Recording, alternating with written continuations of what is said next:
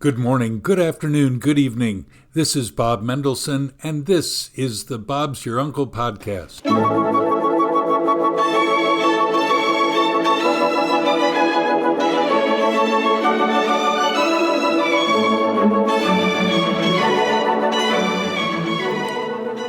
That music is the Italian Symphony by Felix Mendelssohn, his fourth symphony. We enjoy hearing that each week in season 1 of the podcast. Today we're going to speak about guns and the almost daily killing of people in the United States. How does this play out?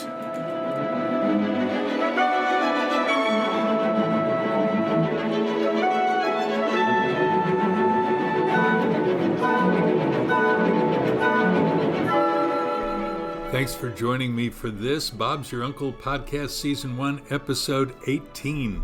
Of note, the opinions are strictly my own and those of any of my guests. You can now find us and comment directly to us wherever you get your podcasts, iHeartRadio, Spotify, Apple iTunes, the list goes on.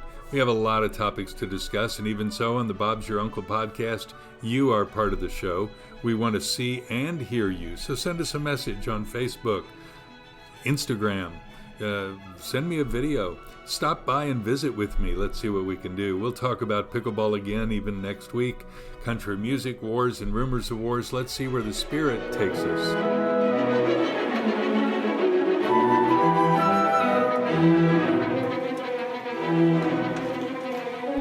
Whether you're at home, online, on the road with me in your headset, at the gymnasium, or out for your evening constitutional, wherever you get your podcasts, that's where we will be. Thanks for being with us for these 18 minutes. Amanda McInnes is both my travel agent and the sponsor of this podcast, and it will help all three of us if you book your next trip with her, including hotel and flights and all things tourist. Good morning, Amanda. Let me ask, are there any good deals on Australian travel just now, and would it help our listeners if they jump on these straight away? So it's great that you've asked, Bob, as there's actually some amazing deals out at the moment. We've got Sydney to Perth on the WA promo, which is Western Australia with Virgin Australia. They have one-way fares from $129 from Sydney to Perth, and they have multiple travel dates available, which is super exciting. Now, even though I've been here for many years, I've never been to WA, so I might have to jump onto this sale and get in and get a photo with a quokka on Rottnest Island. I love the quokka. Now, what about travel insurance? Is that a good idea just now? Well, I always take an annual policy, and one of the reasons I do that is because I expect the unexpected, especially with children. So even with a couple of recent domestic holidays to Melbourne, we've had to cancel just because of kids. And that's one of the biggest perks, I guess, of travel insurance, is making sure you're covered for the unexpected. So while it might seem like an additional cost at the outset, it's definitely worth it in case anything pops up that you would not have foreseen. How can people reach you? So the easiest way to reach me is bit.ly, that's bit.ly/Amanda, AMANDA 365. Bit.ly, Amanda 365. That's a great way to reach you. Thank you for everything you do for this podcast and for me personally. Appreciate it. You're so welcome. Have a great night. See you later.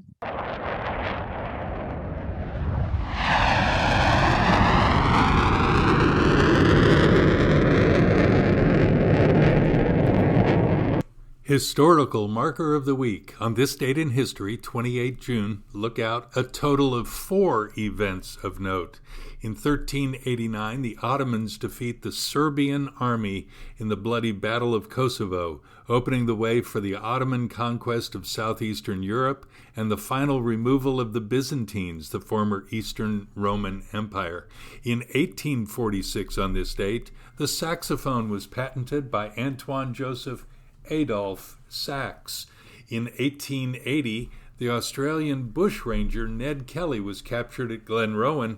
And finally, on this date in 1919, the Treaty of Versailles was signed, ending World War I, the war to end all wars, they said, and establishing the League of Nations.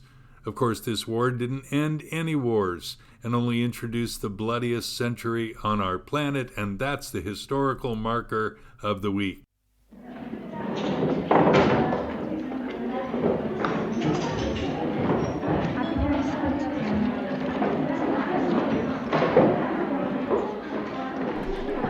The Supreme Court is the highest court in the United States. Last week they handed down some controversial opinions, which now are fixed as law until the legislature of any state or the feds overturn their opinion. One of those decisions was about guns and carrying guns anywhere in the United States. I put up a comment on my Facebook the other day asking, "First thoughts, guns, go." And I was not really surprised, but disappointed in an awful lot of comments. One said, "Lock and load, be ready." Another said, sight alignment, sight picture, center, mass. Another said that it's not the guns, but the people that use them. More gang-related gun violence every weekend in Chicago than mass shootings. But then there were people saying, guns must go, and another saying, unnecessary. And then another saying, thank God I live in Australia and I don't need to worry about my kids being massacred at school. Then people threw on statistics about how many murders per 100,000 people had taken place last year, this year, next year. All the while, I'm shaking my head because I keep thinking that there's got to be some sense in all this senselessness. There's got to be someone who says, I don't know that any normal Joe Ordinary, whether a farmer, a rancher, or a fellow walking down Fifth Avenue in New York City, needs to have a semi-automatic weapon that shoots more than 10 bullets in a round in a moment. Look, I've held a gun once. Once my dad had brought back a Luger from Germany when he was over there, when he was fighting in World War II. He fought in Alsace-Lorraine. He brought back a German Luger. I held it once in the garage. It was very heavy. I had no idea what to do with it, nor did I want to know what to do with it. Oh, I'd grown up watching Roy Rogers and Dale Evans, or Chuck Connors as the rifleman, and where all the good guys wore the white hats, of course, and they were on Bonanza or Maverick, and they seemed to always win and shoot just the right people at the right time. Oh, then there were the crime shows where people always shot once and killed a guy and they just rolled over. But that's not what we're seeing in the world. That's certainly not what I, as an American, am embarrassed about. As I look, worldwide, there are more than 500 people a day dying due to handguns. 44% of homicides involve gun violence.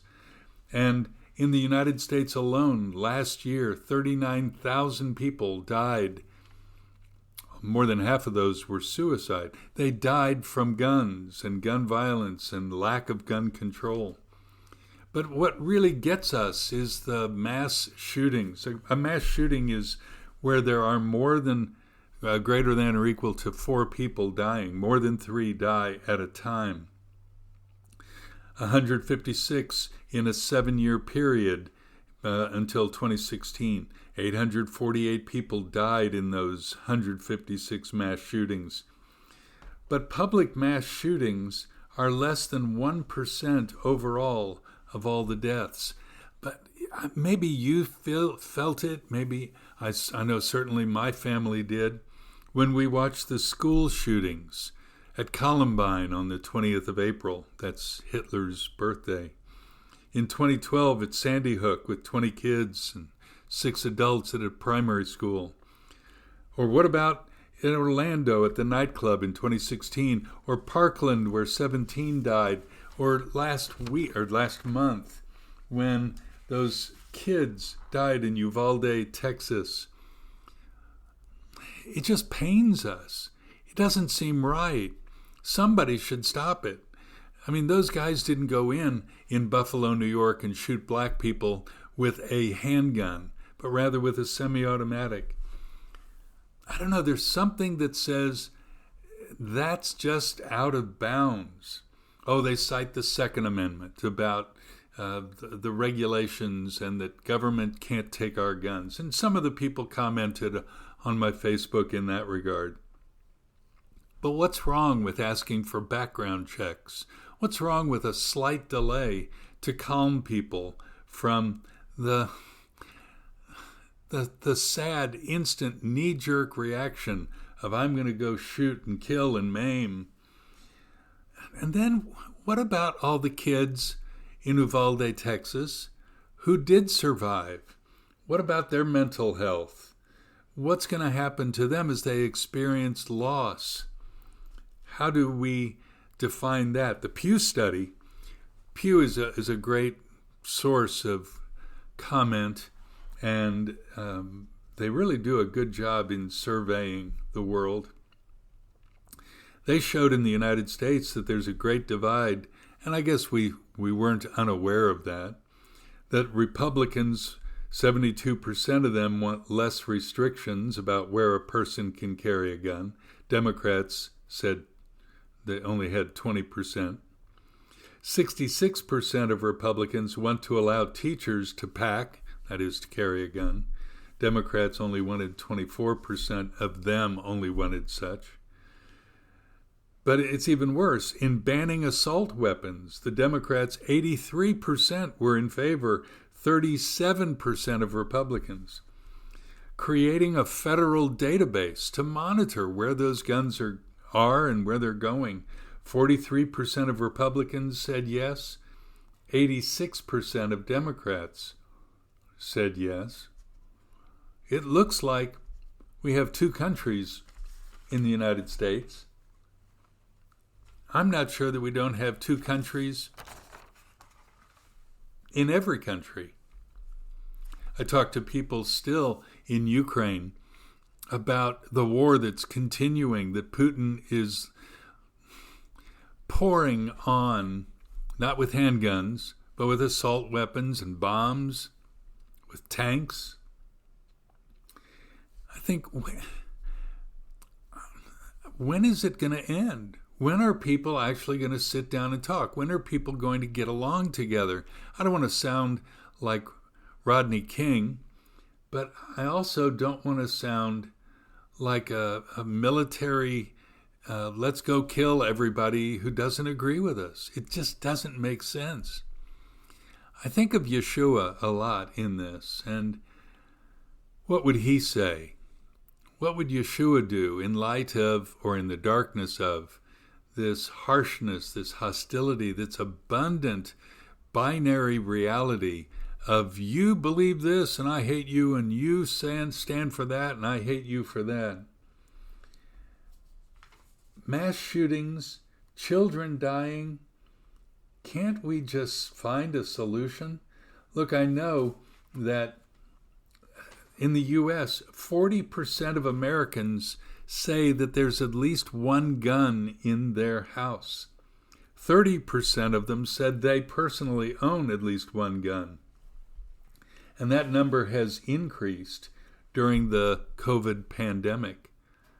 Okay, self-defense. That was the argument that the Supreme Court came up with in their decision about the New York circumstance.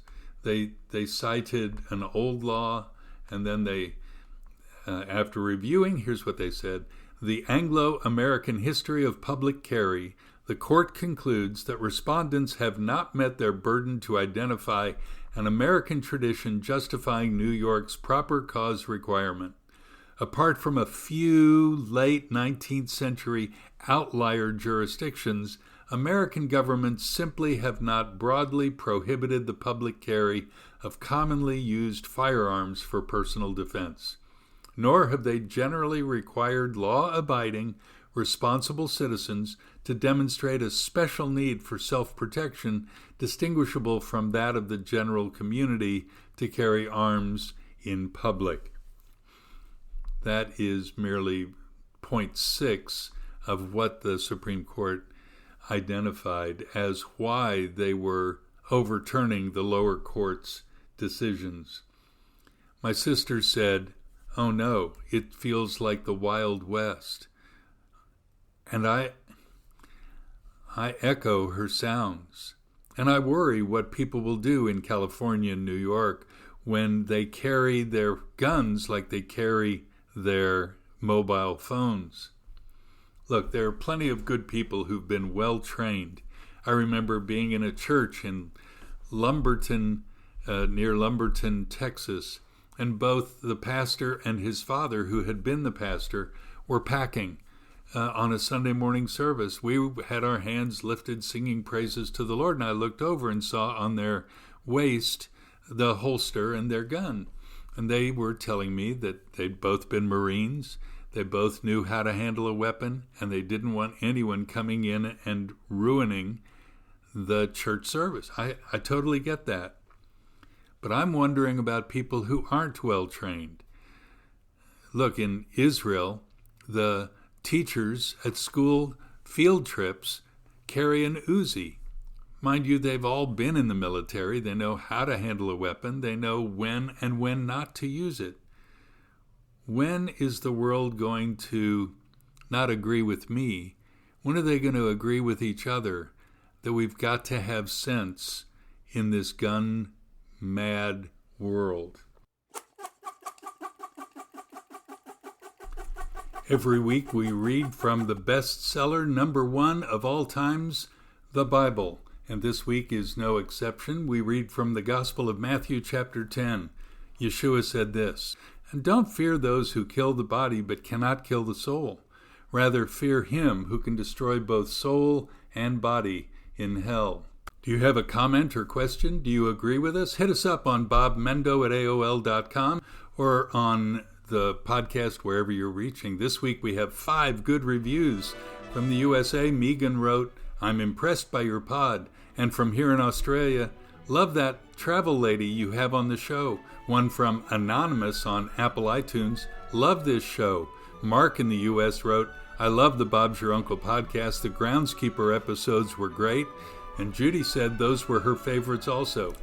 Don't forget to follow or subscribe to the podcast and hit like as well. We can use all the good speak we can get. Don't forget to book all your travel needs with Amanda McInnes at travelpartners.com.au.